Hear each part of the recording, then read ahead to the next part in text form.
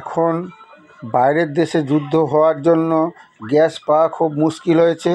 আজকে একটা gas book করলে ৪৫ দিনের আগে কোনো গ্যাস পাওয়া যায় না। তাই আমি ঘরে একটা স্টোভ বানিয়েছি। স্টোভটা দেখো, এই স্টোভটা হচ্ছে টিন দিয়ে বানানো আছে আর ভেতরে সিমেন্ট দিয়ে বানানো আছে। আর এই যে স্টোভটা দেখছো, এর তলে সব চাকা ফিট করা। কারণ এই টিনটার এটা হচ্ছে ফোল্ডিং সিস্টেমের স্টোভ বানিয়েছি। এটা যে দেখছো না, এটা ভাঁজ করলে এখান দিয়ে আর আগুন বেরোবে না। আর এই জায়গাটা দেখো, এটা খালি জায়গা। এখানে এর ভেতরে কাঠের টুকরোগুলো দিয়ে জ্বলিয়ে দিলে পরে জ্বলতে থাকবে।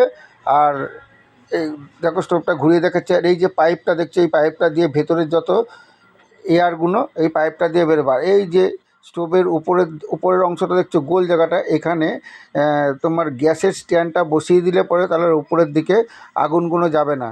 আর এই পাইপটা দিয়ে ভেতরের ধুমোটা বেরোবে।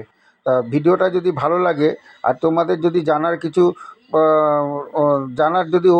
কিছু প্রশ্ন থাকে, তো আমাকে ভিডিওতে দেখে আমাকে কমেন্ট করতে থাকবো, আমি তার উত্তর দিতে থাকবো। আর স্টোভটা কীরকম লেগেছে তোমরা প্রচুর পরিমাণে আমাকে কমেন্ট করবে। আর এই দেখো রং টং করে দিয়েছি, কত সুন্দর লাগছে। এটা দিয়ে কাঠ ঢোকানো যায়। আর এর সাইডে আর একটা আছে, মানে খালি জায়গা আছে, তোমাদের দেখাতে পাচ্ছি, দেখতে থাকো।